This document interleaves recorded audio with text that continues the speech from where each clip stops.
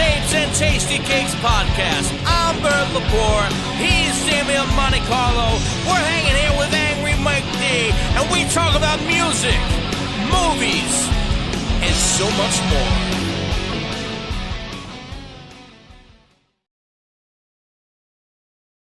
We're going to move on to the last Beatles record released, not recorded, but released. Let It Be, number 6. What do you got, Damo?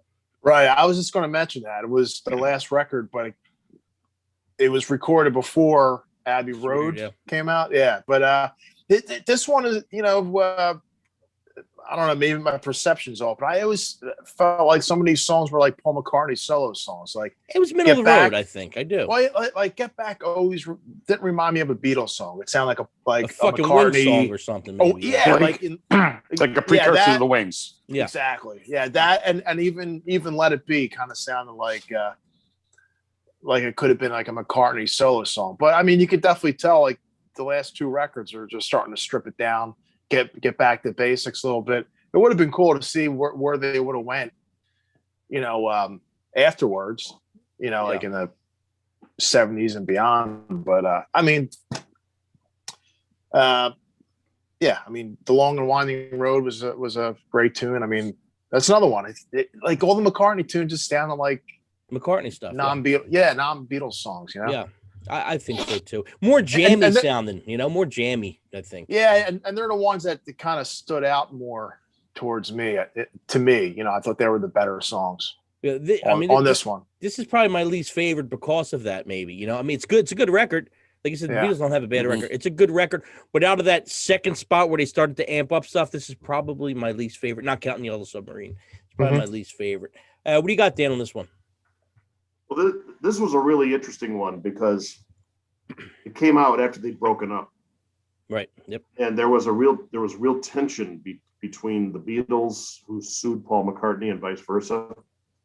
And Paul had his first album called McCartney and wanted to release it at the very same time this album came out. And so the other three guys went crazy. Yeah. So they were already broken up at this point. And the problem is George Martin had already moved on.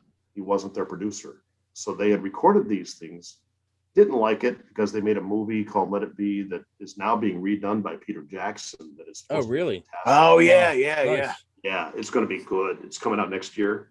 Right. But the guy that made the original movie took all the worst badass bullshit stuff where they were fighting and all that stuff and put that in there, thought it would be a cool thing. It was the most depressing movie I ever saw. Right, Jesus.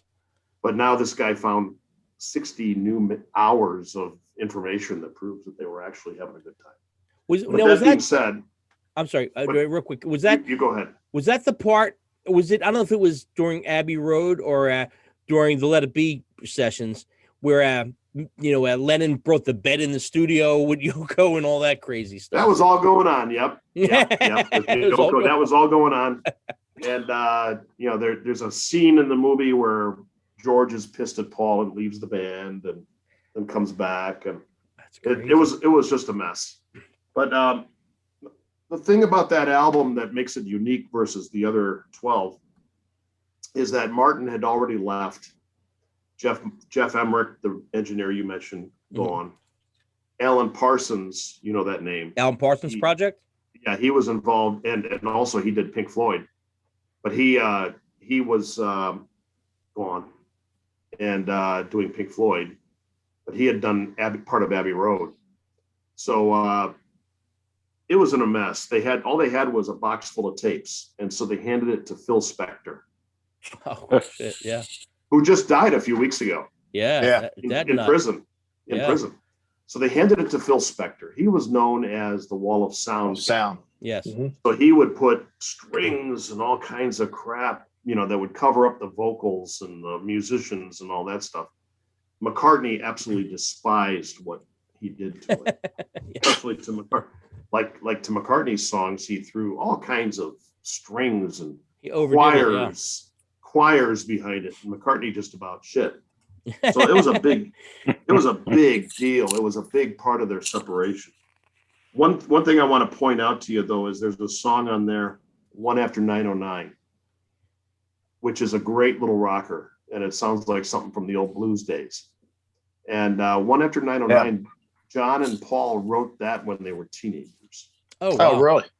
Yeah, and they decided to throw it in at the end of this thing.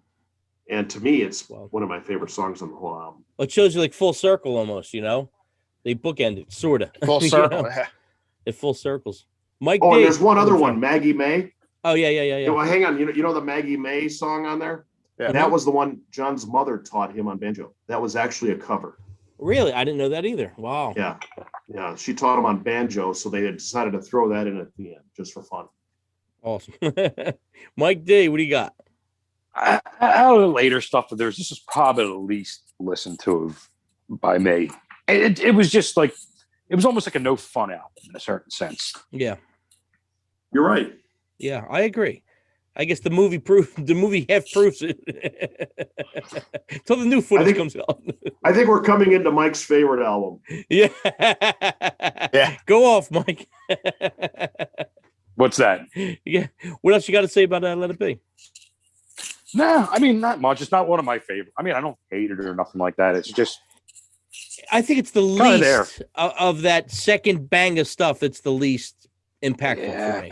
The second half, especially having Abbey Road out before this. Abbey Road was stellar, stellar. It's funny. I had Let It Be on my own list. I had it ranked 4th.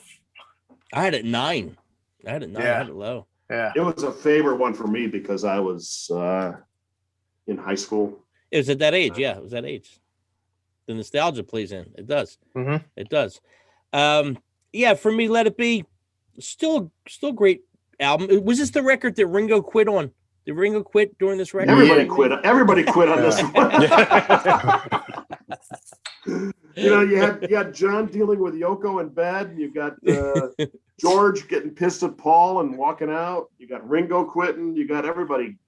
It was an impactful except record. McCartney, because he was a workaholic, so he was always there. That's why it sounds like a McCartney record, Dame. Yeah. But think about it. For the short period of the Beatles and what they came out with in that little short period, and they're still impactful today. I know. 8 years. They're still the great. They're still the. Would I say the Beatles is my favorite band? No, but they're the greatest band of all time, probably. Yeah, you cannot. I mean, it's not an opinion. Yeah, it's a friggin' fact. Yeah, You cannot argue. Dude, it's weird. I'm going to say. Yeah, Mike. I'm sorry. I'm going to say, because if they were to still be around, they would have just turned into the Rolling Stones. And I am going to shit on the Rolling Stones later half of their career, because to me, it just wasn't exciting at all. It was a different thing. The Stones. I mean, it was like their early stuff was they really locked good. themselves. Stuff. They locked themselves into the blues. Yeah. Right. Yeah. I always found the Rolling Stones, the songs that were the Rolling Stones have more songs I like than I thought, and so I like them more than I think I like them. It's like the Who, the same thing. I like them a lot more than I thought I liked them, but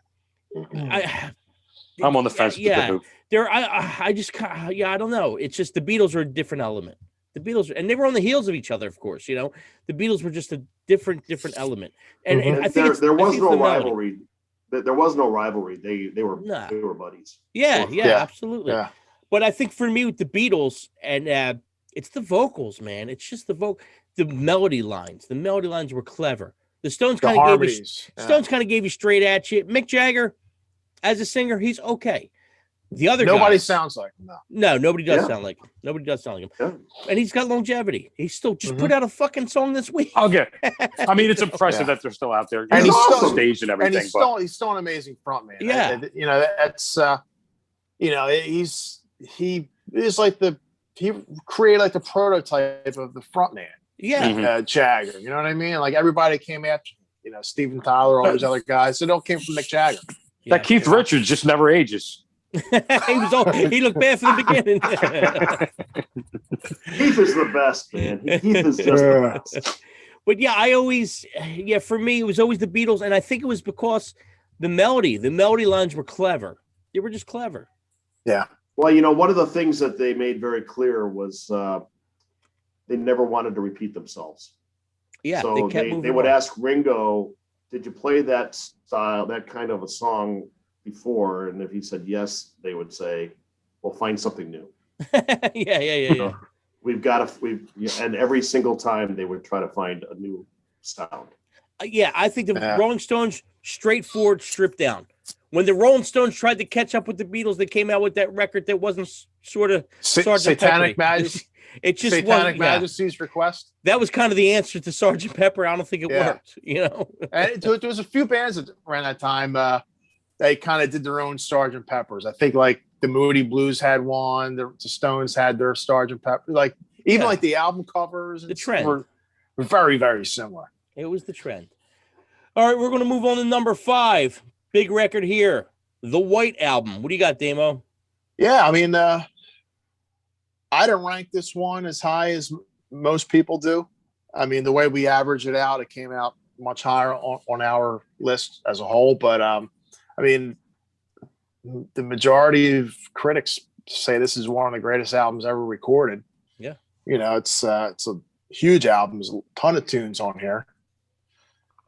Dear Prudence, great song. While My Guitar Gently Weeps is like a masterpiece.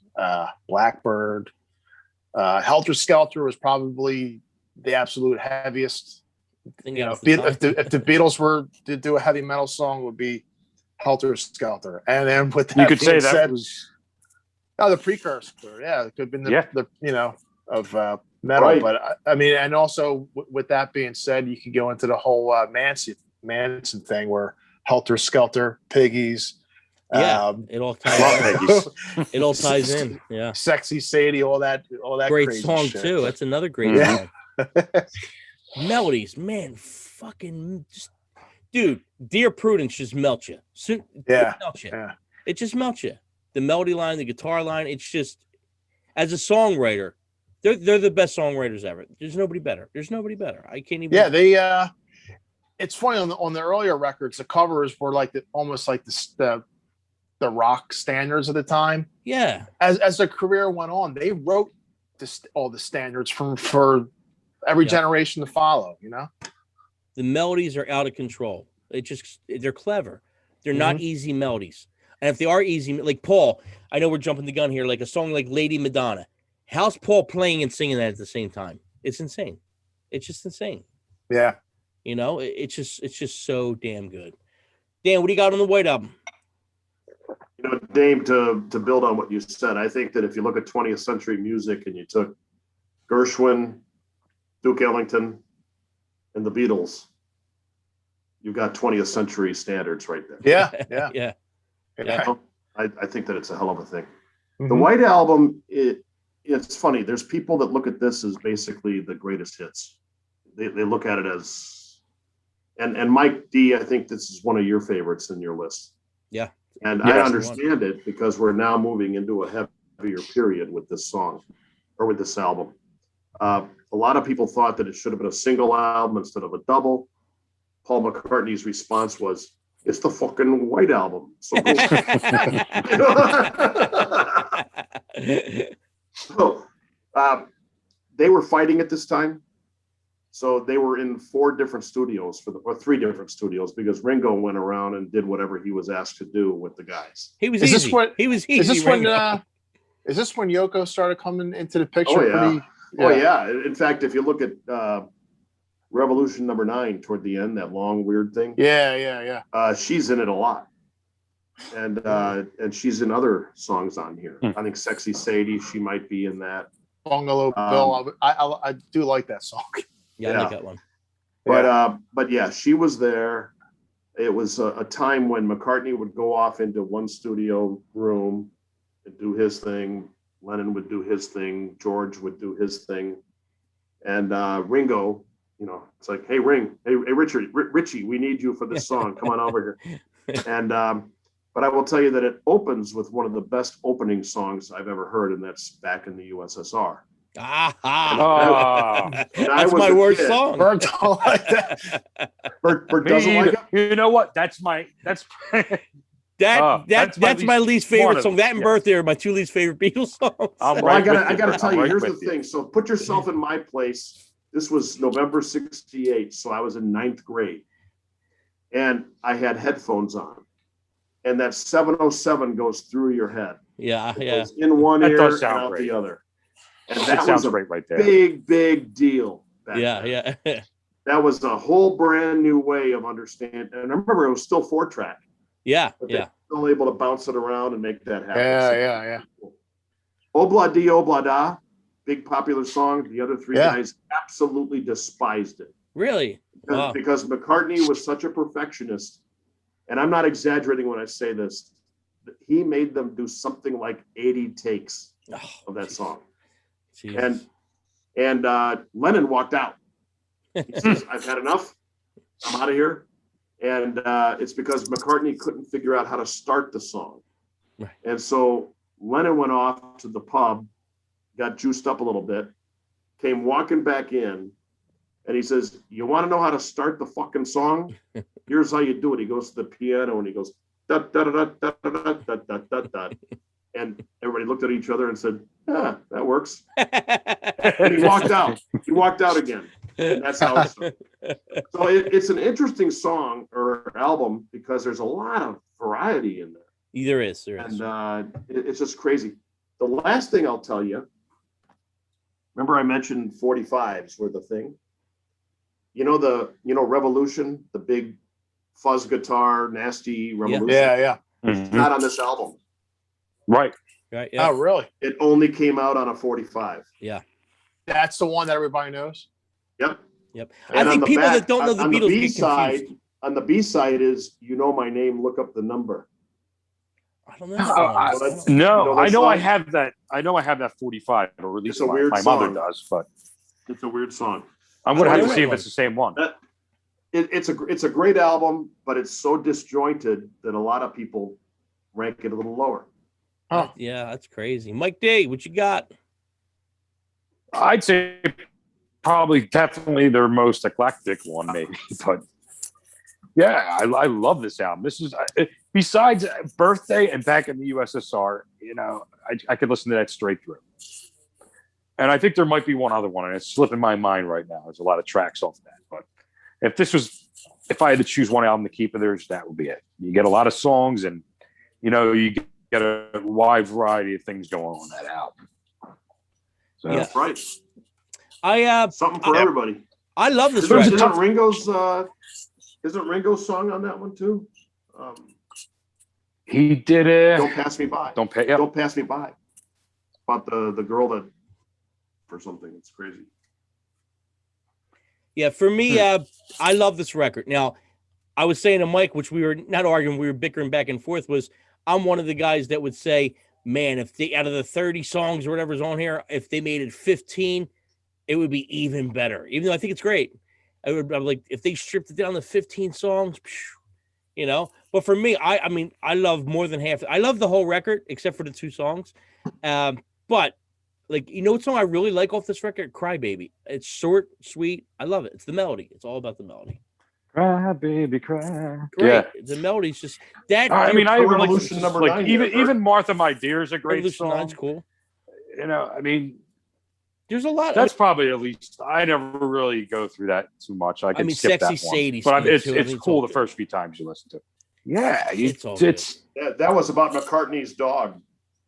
Oh, really? I mean, if you put these 2 albums against Use Your Illusion 1 and 2, you're definitely getting the White Album as a better album. Oh, yeah, absolutely. Yeah. So Okay, we're gonna move on to number 4, Revolver. What do you got, Damo? Yeah, this is, like we talked about earlier, this is like the end of the first half. This is phase 2. This one, the hair's getting longer and stuff. Starts off with Taxman, one of my favorite tunes. Eleanor Rigby is like great song. I mean, that might Yellow be one of my Submarines favorite on this. songs, if not my favorite. Yep, me too. yeah, it's a just a great tune. One song I can't find, and I know it came out around this time. Paperback Writer.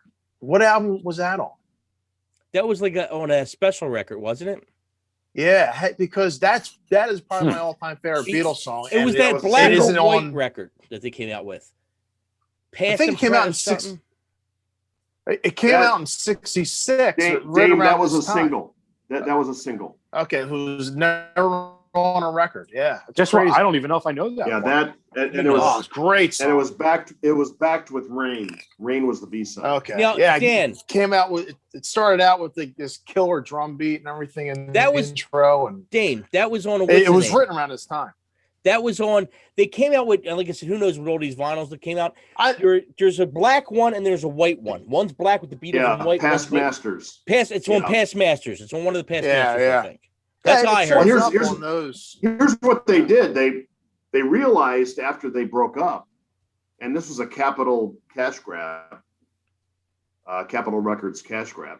They realized that all those singles that they didn't put on the albums, they should release them somehow. Right. So those Past Masters 1 and 2 is how they rectified that. Well, the only reason why I brought it up is because I thought it was on this record. I know it came out around this time, 66. It was the same time. Yeah, right around there. It's weird they snuck in singles here and there. It's just crazy. Yeah, but they had to. And you would think that they were like throwaway songs, but they're freaking great songs. You know, like that one was probably like my number one favorite song. They always had an album in the spring and one at Christmas time. Yeah, it's all about the money. Yeah, right. It's all about the Benjamins. You know, and it's funny. Like Kiss would do the same thing. They put out 2 records a year back in the 70s. One in the spring and one usually during like September or so they could tour up until Christmas time or something. Yep. But yeah, I mean that's all I got on this one. What do you got on Revolver, Dan? Well, could you imagine the pressure of having to come up with 2 albums a year? That's crazy. Yeah, it's crazy. and tour. But by this time they were getting ready to stop touring. Right. Yeah. They dug their heels in, they said forget it.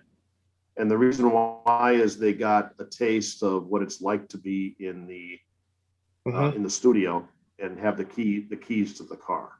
Yeah. And the creativity level was like through the roof at that point. I mean, you saw what they were capable of. But they were still only on 4 tracks. Yeah. That's crazy. Which is crazy.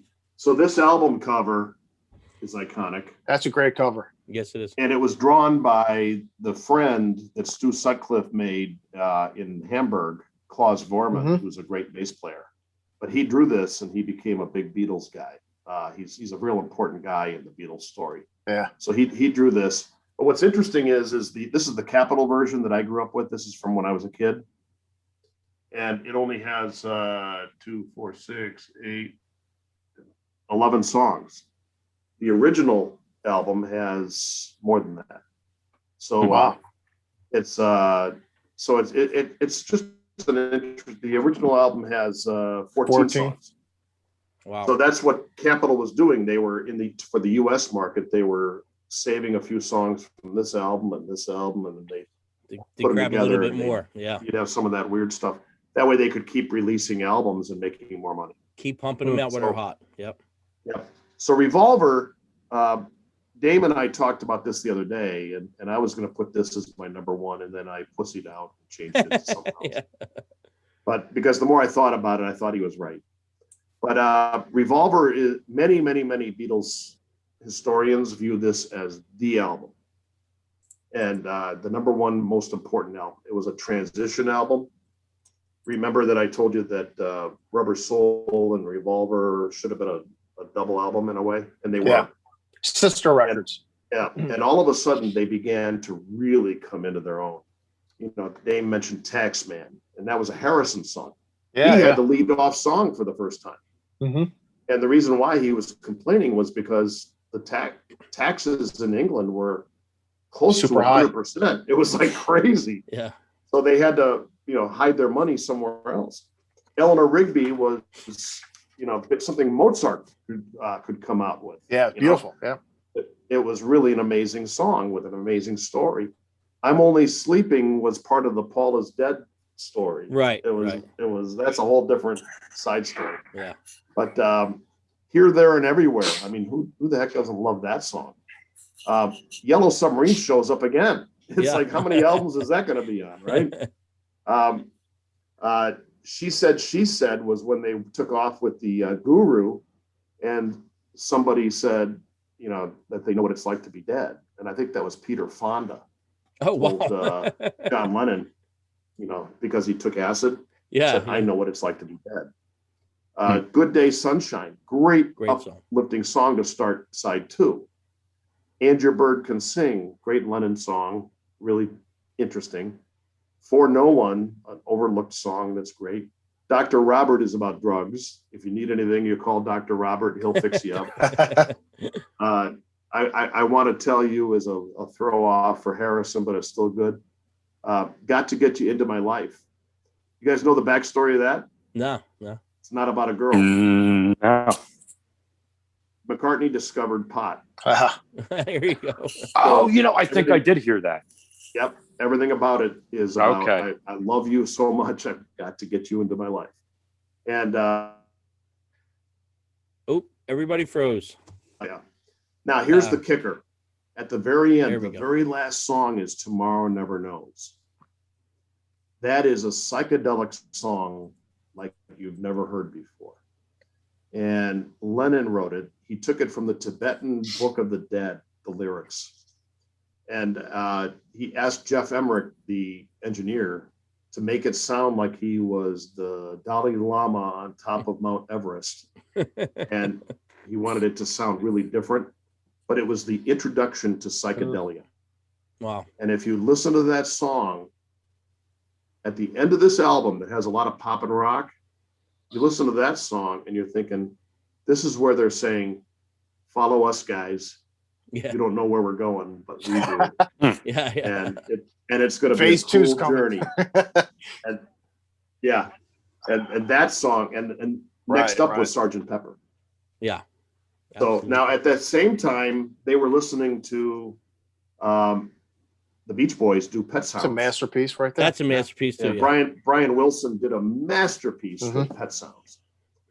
So the Beatles listened to that and said, "Oh shit, the game just changed. Got to do our own version." Yeah. That's why they went from this to Sgt. Pepper. They thought they've got to do something big now. Yeah. So, all right, Bert, that's my little spiel on Revolver, my favorite album. I love the information, man. I love the information. I think we lost Mike here for a second, but for me, I'm here. You there, Mike? Okay, so let's go to Mike. Mike, what's your thoughts on what's your thoughts on Revolver, Mike? I'm going to call this for me an underrated album. I don't listen to it that much, but then when I listen to it, I'm like, damn, why don't I listen to this that much? Yeah.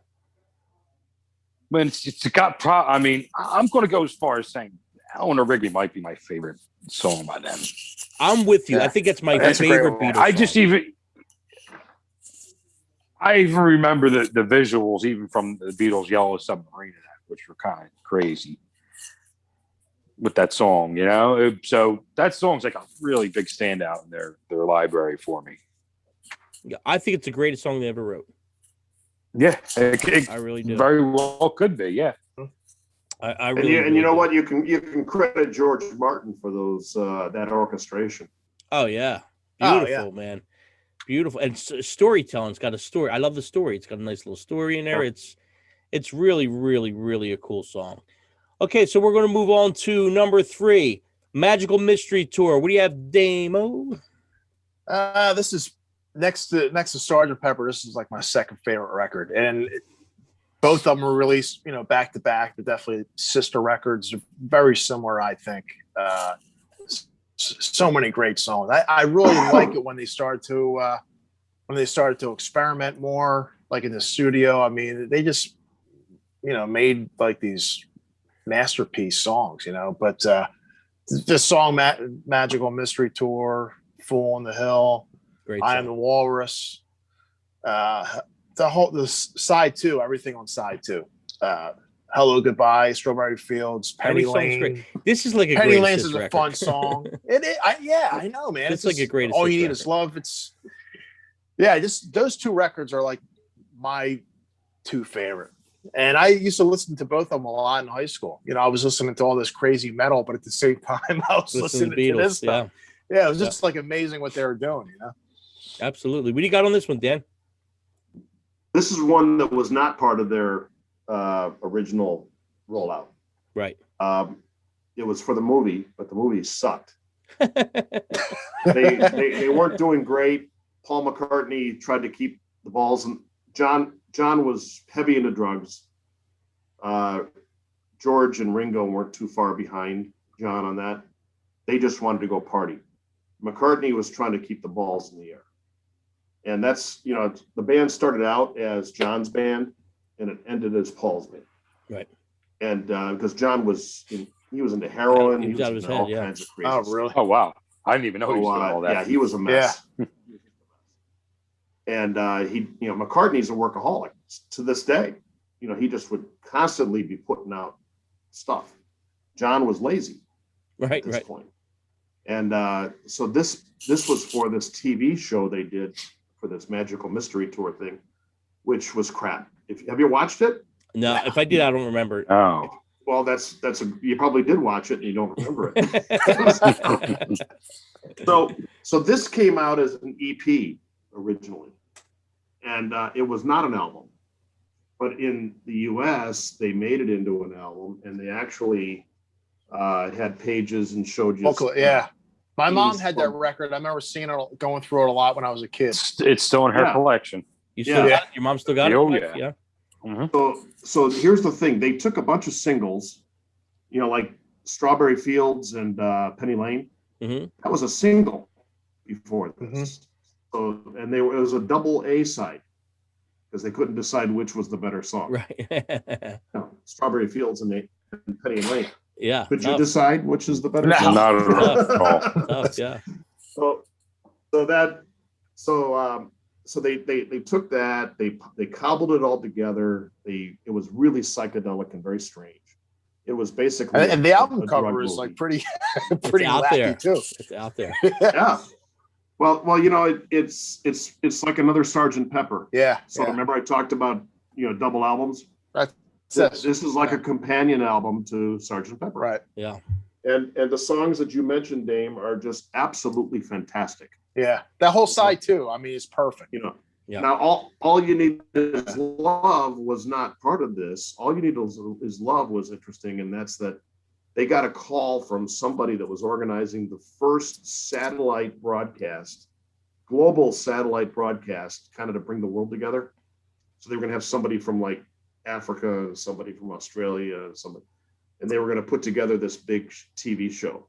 And so they asked the Beatles to create a song for that. So John wrote All You Need Is Love. It's not the best song that was ever written, but it worked. And they brought in their friends like Mick Jagger. I remember seeing the video for that. Yeah. Yeah. It was a video. And so it was broadcast live around the world on a satellite broadcast. It was the first satellite broadcast in the world, in history. So they threw that in there. They threw a bunch of different songs in there that they had, and they used them in that TV show, which they say it's a movie, but it was really a TV show, and it was crap. But the songs are great. Yeah, so, great songs. But it's just, you got Strawberry Fields, which didn't show up on. It should have shown up on Sgt. Pepper, but it didn't. It sounds like it would have. It sounds like it would have. They snatched it to put it into a 45. Right. Same with Penny Lane. So that's my story with Magical Mystery Tour. No, it's a great I love record. it though, by the way, and I'm really glad that you bring it up because I really love that album, and most people don't mention it. That's crazy. I think it's their best. I really do. Mike D, what do you got? Yeah, I mean, it's at this point it becomes like there is no wrong. Right. Right. There's no wrong for the next couple of records. It could be any of them. I mean, right. It's just the point of which one that I listen to the most. Yeah. Right. I think the main reason with the White Album too was because that covered it a whole tape. I could do one-on-one. Right. That's nostalgia. That's what you remember doing. Yeah. Yeah. Mm-hmm. Yeah, Mike's right. At this point, everything's interchangeable. It doesn't matter. They're all great. This, and I was surprised. For me, this ranked number one for me. And I was like, wow, it ranked number one for me. I'm proud of you, Bert. That's good. That's really good. I'm proud of you. Why don't you explain how you came up with this point system? Because you told me, and I went back and I re-listened and re-rated everything because I thought it was a great idea. Okay, it was like the perfect way to rate like a record. So my rating system is a point for each song. It's 1 to 5. 1 meaning it stinks. 2's half decent. 3's pretty decent. 4 it's real good. 5 it's great. and then I'll just take each one of those numbers and average it out. And sometimes the record you think's your favorite is not your favorite. It's a surprise sometimes. And Mike don't like that idea. No, I because I thought it was a good idea. I don't go by I him. mean, it's cute, but It's cute. But it's like sabermetrics. Like you're kind of like. I mean, what the fuck? Wait, what the fuck does sabermetrics even mean? I don't know that word. Well, I don't even know what that I don't know means. what it means either, but I know they use that in baseball, and they use these stupid numbers to measure stupid things. Fuck, And it's it's like, what the fuck are you talking The about? dude comes It's just up with three things. He comes up with sabermetrics tonight. It's robotic. It's just like I'm going to put a number to it. Yeah, I I'm like going to it. put a number to this. It's like a computer could do it. Come on. Yeah, well, Like, Fredo's smart. Right I know there, what- he's smart. that's why I listen to the most. It's like He's smart. I'm smart. Hey, Bert, do you? I'm Bert, smart. do you throw any like extra little bonus points in for something that maybe you? I'll cheat once in a Something- while. I'll throw a little extra. Okay. You cheat? once in a while. The album cover. The album cover. If it's a tie, it might go to the album cover. Yeah. It might go to the I album mean, come cover on. The if White it's a Album tie. had the best cover. All the artwork that was put into that one. Yeah, it was just stellar. So Well, you know what's funny about that is after Sergeant Pepper, they wanted to go the opposite direction and shock people. With It's that great. cover. It was totally different. Yeah. I mean, shit, that album was so good it didn't need a cover. It's one of those things, Right. But moving on to number 2, Abbey Road. What do you have, Damo? Yeah. Well, speaking of album covers, this is an iconic cover.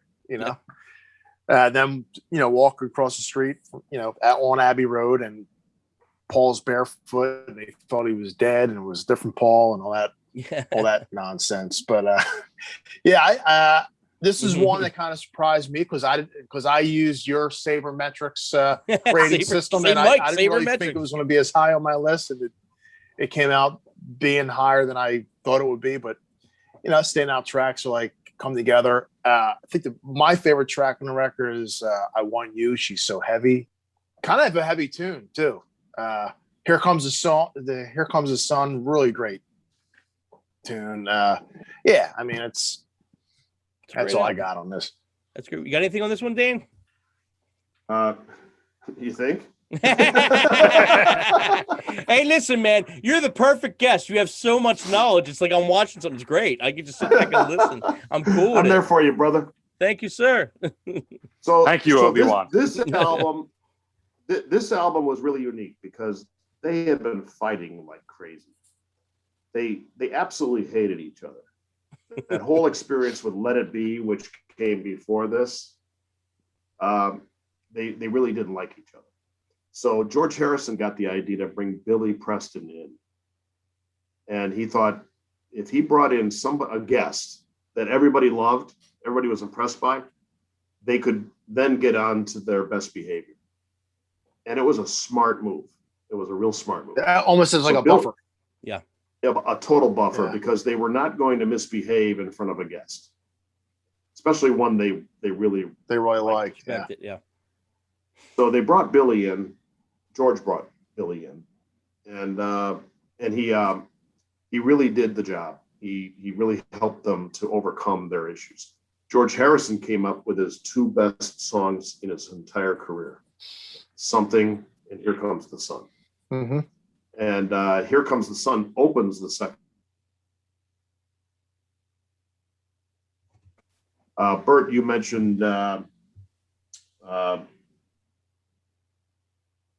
I Want You, She's So Heavy, or Dame brought that up. Yeah. That's a great. To me, that is the most impressive song on the whole album. Yeah. And because I go into a trance when I hear that song. Yeah. And it just takes me someplace. That crescendo which at the end is just great. Well, and it builds and builds and builds. And here's what Lennon did with that song. Now, by the way, remember, Lennon was a heroin addict. He was laying on his couch all day. Right. He didn't want to come in and work. Right. McCartney made him come out and work, and they hated him because Lennon and Harrison and Starr wanted to go party and all that. McCartney was a total workaholic. So he would call them and say, you got to come in and work. And I need you to come up with some songs for this album. And Lennon hated him for that because he wanted to be a drug addict. Right, He right. didn't want to deal with that stuff. So he comes up with this song. If you think about it, I want you, she's so heavy. Those are the lyrics. There's nothing really much more, right? Yeah. Then I want you, she's so heavy. Yeah. But they build it and build it. And this is the first album that has 8 tracks instead of 4. Okay. It's the first one with 8 tracks. So now they can just pile stuff on top of each song. And that song goes on and on and on and on. It goes on almost too long. It's like 8 But minutes. then Lennon tells the engineer, get your scissors out. And he says, I want you to cut the tape when I tell you to cut the tape. And the guy says, you crazy? What are you talking about? He goes, no, I want you to actually cut the tape. And so when it ends abruptly like that, that's because Lennon told him now. And he cut the tape. That's crazy. I didn't know that either. And that ends the first half, the first side. You're right. And it's the most jarring end to a side of an album that I've ever heard. The second side are all little pieces of songs that each guy had, but they didn't like each other. They weren't doing real well. Right. So they just brought in little snippets of songs they hadn't finished. And McCartney, George Martin, and the engineer got together and cobbled them together into a masterpiece. But Great. None of the songs were finished. None of them were important, but together they were a masterpiece. Yeah, I love this. And record. then you get at the end, the three guitarists have a little playoff. They compete a little bit at the end. And then they convince Ringo to do a drum solo, the first and only drum solo he's ever done in his career, because he doesn't believe in drum solos. Right. So they made him do a drum solo. And that's why it's short, sweet. Damon, you could probably play it, but that's what it is. I don't believe in drum solos either, Dan. There you go. There you go. So Ringo hated it. He was embarrassed by it, but they coerced him to do it. Yeah. So that's the story. Mike D. And by the way, since this was you're out again. Since this was truly their last album, that whole last part where, and in the end, the love you take is equal to the love you right. make. Yeah. That was very prophetic. Yeah, cool sure. Yeah. Mike D. Abbey Road. Abbey Road, that was, wow. It easily could have been my number one, too. I actually think I had this second. So we used to go to the Diner, and this was like one of the few rock albums that was actually in the jukebox. So we sometimes would just go in there and load it up and play the whole album. And if we were in a mood and a lot of other people were playing shit music in there, we load it up and just play Maxwell Silver Hammer. There you go. So, great song. So it was like whoever had money in there was hearing Maxwell Silver Hammer until this song came on. Yeah, man. I mean, just almost a perfect record. So that brings us to number 1. We're going to start with Damo. Sgt. Pepper's Lonely Hearts Club Band. What do you got, Damo? Well, I think this is the perfect record. It's a complete masterpiece, front to back. I mean, every song is like just an amazing song. And I don't know, maybe because I listened to it so much when I was in high school, maybe it has brings back certain memories. But I mean, I'm just looking at the track listing, and every tune is great. Even like some of the weird ones, like Fixing a Hole or Lovely Rita. I just love those songs. The Day in a Life is like a masterpiece. It's funny, like when bands will say today the phrase like, "Oh yeah, we're going to record our Sgt. Pepper." Like it's like basically took over this whole meeting as like a masterpiece. So Dan, what do you have on Sgt. Pepper's? It was a game changer. That was their response to Pet Sounds by the Beach Boys. I never thought of the Beach Boys as being that important when I was a kid, but evidently they were. Yeah. Brian Wilson was clearly a genius. Yeah. And so Brian Wilson, when he sent the guys out to tour without him, he stayed back and did his magical stuff and came up with Pet Sounds. McCartney and Lennon and the rest heard it and said, "We've got to beat that." Right. So there became a competition there. And Sgt. Pepper was their answer. And I will tell you that only, the one song, it's my very favorite song by the Beatles, and it's A Day in the Life. Yeah, Great song. And it ends it. and it's one of those things where Lennon came with something. He didn't, somebody had been killed, and a famous guy in England had been killed in a car crash and all that, and he was reading the newspaper. McCartney had that little middle part, totally unrelated, just hanging out there, just something, woke up, fell out of bed. All that. Yeah, it's great. It's a great piece. So meanwhile, here's the key thing. People who trash Ringo as a drummer, this is the song I send them to. Yeah. It said, Damien taught me all about fills. And when I learned of what fills really were in my later life, I thought, there it is. You listen to that song, and if you're a drummer or you want to think about drumming and you want to learn about fills, you listen to that song. Oh, they're great. It's Ringo's masterpiece. Mm-hmm. And he drives the train. It's almost like a train starting up slow, working its way through. You have the crescendos. And then at the end, that train is like a runaway train heading into the station. And Ringo is in charge of that whole song. Most people think it's a Lennon-McCartney masterpiece. It's really a Ringo masterpiece. Very cool. Very cool. Mike D, what you got? Yeah, I mean, another one could have easily been my favorite. And I remember when I was a kid, I had a tape of this, but it really was, I thought it was the Beatles, but it was the soundtrack. Oh my God, that surprise, bad, horrible movie. And then when I heard like the Beatles one, I was like, it just blew me away. I was like, wow. I'm like, I was listening to that, but I was like 4 or 5 years old. So give me a break. It's an absolute masterpiece. It's just an absolute masterpiece. It's a great record. Like you said, the top 3 or top 1 to 4 could have been interchangeable. They were all that good. I mean, the Beatles, greatest band ever. Absolutely greatest band ever.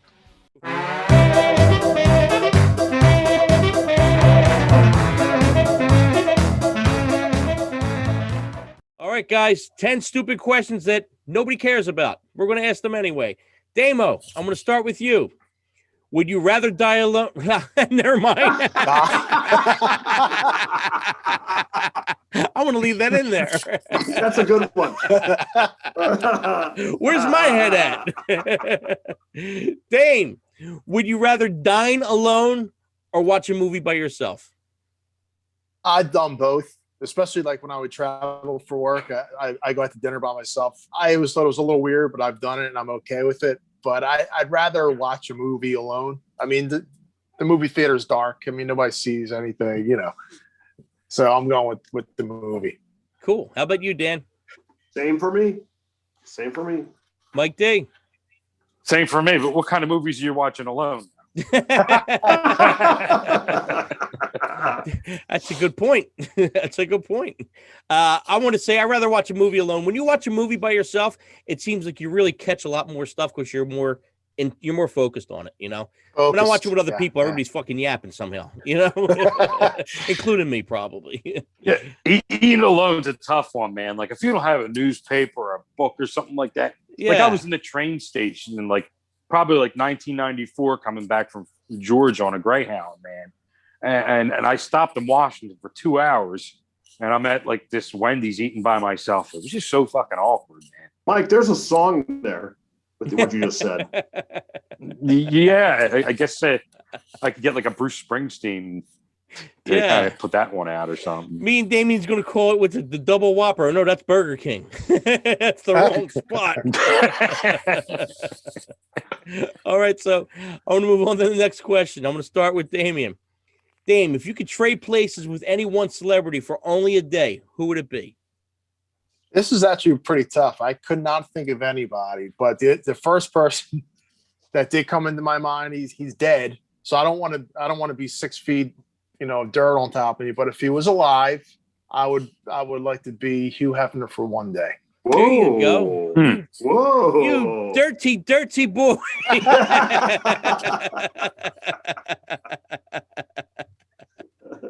Moving on to Dan. Who would you pick? It's going to be obvious. I'd pick Paul McCartney. There you go. The guy doesn't travel. He doesn't travel with muscle.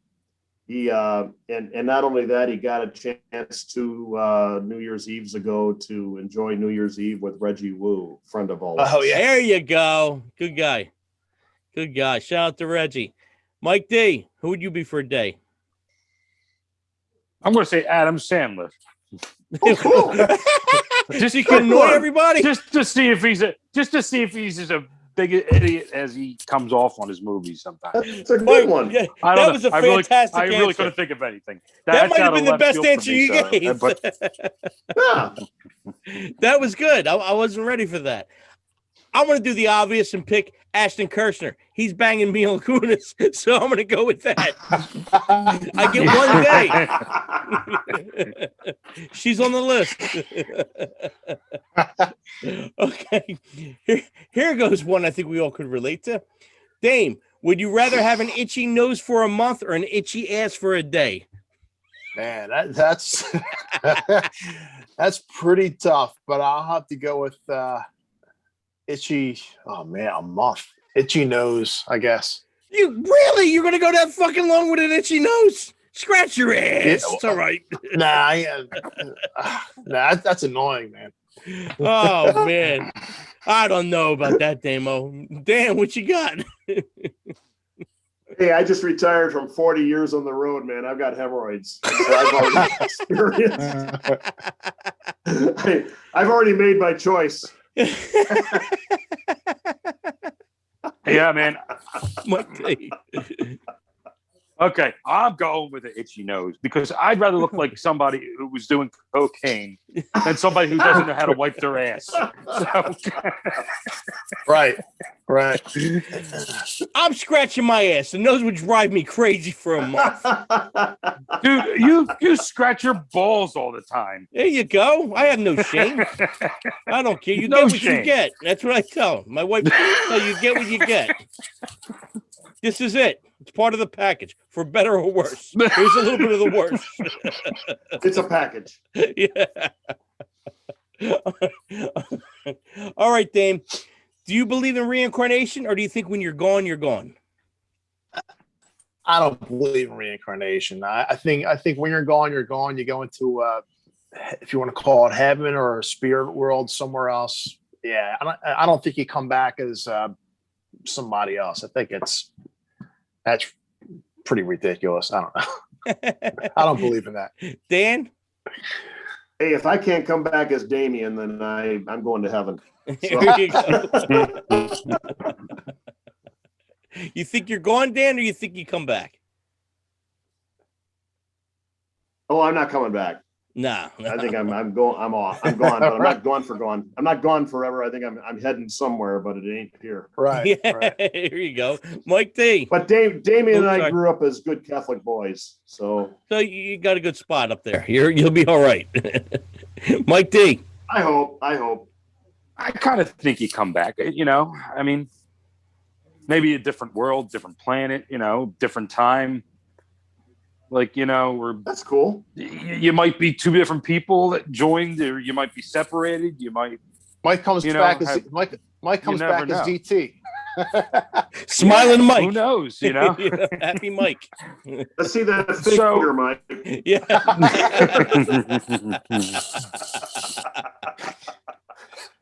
But yeah, I kind of believe it.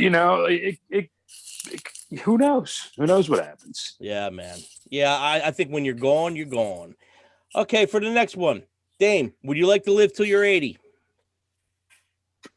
Hey, man, 80 is the new 50. There you go. Of course. It's not that big of a deal anymore. Yeah. Yep. How about you, Dan? Absolutely, and beyond. There you go. And you know what? Go for it. I'm 67 now, man. I am absolutely in my prime. You ain't even slowing down. You're turning it up, Not Dan. at all.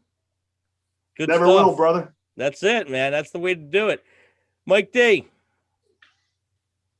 Yeah, I mean, it all depends on, who you have with you. If you're alone at 80, it's going to suck, but if you have your friends and family and stuff like that, then yeah. Health. Right, exactly. All depends. I think for me, I wouldn't mind being 80. I think I throw in the towel when I can't wipe my ass no more. It could be itchy. I just don't want to wait. Yeah. I want to be able to wait. Well, that's what the pens are for. That's what the pens are for. It all depends. It all depends if it's itchy or not. It'll still be itchy. So I saw this guy one time, and he just turned 100. I'm like, well, happy birthday, congratulations and everything. He's like, yeah, it sucks. He's like, all my friends are gone. Yeah, that too. And I'm like, wow, I felt really bad. It's like, Yeah. So Yeah. You got to all make new depends. friends. Yeah. Dame, if you could be immortal at any age, when would you freeze time? When's the perfect age for you to freeze time for yourself? Oh, I've done it already. 28. Here you go. I've been 28 for the past 15 years, and that's usually the age when people ask me how old I am. I usually say I'm 28, and then most of the time that I'm joking around. Actually, I am joking around all the time, but they usually don't get it. But yeah, they don't know. How about you, Dan? That sounds weird, but where I am right now. Perfect. I'm beyond corporate bullshit that I had to put up with for 40 years. I'm doing a job that I'm really happy and excited about. I've got grandkids that I love hanging out with. I'm dealing with you jokers. Yeah. At my age, I think life is perfect right now. This would be the time. Awesome. good answer. Very good answer. Mike D, when would you freeze time? I'd probably say somewhere between 26 and 28, like Dame. Yeah, about that. 26, I'd say, before all the injuries start to mount up. Before you start hurting. Yeah. Yeah, I'm going to say, I want to say 30. At 30, I had a clear head. I didn't give a fuck about nothing. So I'm going to say 30. Yeah. Maybe. At 30, I had a clear head. Now I have no hair on my head. Yeah, I had hair. That's right. I had hair. Okay, moving on. This one should be kind of what we're talking about now. Dame, McCartney or Lennon? You can only pick one. I'm going to say McCartney. I like his material better. I like the solo material better. I think he's just overall just a really cool, down to earth guy, and he always seemed like the real rocker. I think in that band. So I'm going with him. How about you, Dan? I'm going with Mr. McCartney. I've seen him 9 times in concert. That's expensive. And, it's very expensive. But I actually, my brother and I cried when we first saw him in 1976. That's awesome. His first tour. Like you said, it's your He's just, history with him, It's a Beatle, yeah. man. It's a Beatle in person. Yeah. So yeah, I'd go with Paul McCartney. Nice. Mike D. Absolutely, McCartney. Wow. I'm the I odd one out. thought you rockers would be going for Lennon. I'm going with Lennon. That's what I thought. I thought it's weird, but you explained so much that I didn't know, so I would have to rethink it. But I would say Lennon because I thought McCartney was the best musician in the band, but I thought John was the most creative. That's why I probably would go with Lennon. But That was very creative. Yeah, but you're even underrating Harrison, though. I mean, by not even giving that option. He came in a close third. I think he was unsung. Yeah, he was unsung. Okay, Damo, would you rather have a hot girl that's boring in bed or a not so hot girl that's fantastic in bed? Man, I got to go with the looks. I'm shallow.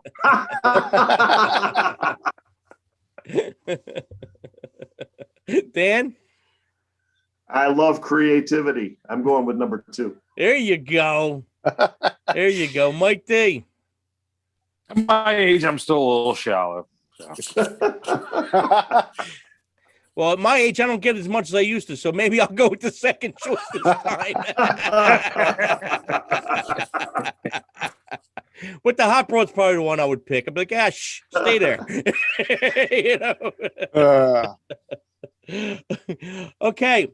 Last this one could be a tough one. Last question. Dame, and you got to pick you got to pick a character that already exists. Dame, you're going to be cast in a superhero movie as a villain. Who would that villain be for you? Back in the old Batman movies, or the TV show, the Adam West one, my favorite character is probably the Riddler.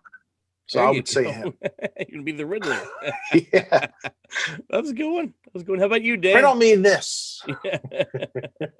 The Riddler was great. I thought about that. It's a good answer, yeah. But I've become a big Marvel guy lately, and I think I have to pick Loki. There you go. I thought Dan was going to pick that up first. Loki is a cool character. He's both good and bad. He's conflicted, but not really. and he's got superpowers. I think he's kind of a cool villain. You get a little bit of everything in there. You can play both sides. Yeah. Mike D. That's me. There you go. Yeah, I mean, I don't know. I mean, it's tough. Like, I'm so out of like the comic world right now. It's like, who would you pick? Just pick one, damn it. I'd probably go the Joker. Let's go to Joker. Because you're so fucking happy. Right. Well, I'm definitely a ball breaker. Oh, yeah, you are. You're a ball breaker. Which Joker, Mike? Oh, there you go. See, now you're hurting. I can't even answer that one. Now you're confusing it. Yeah, I mean, I would say the cartoon one. There you go. There you go. That Good would one. work. I'm going to go for Kingpin.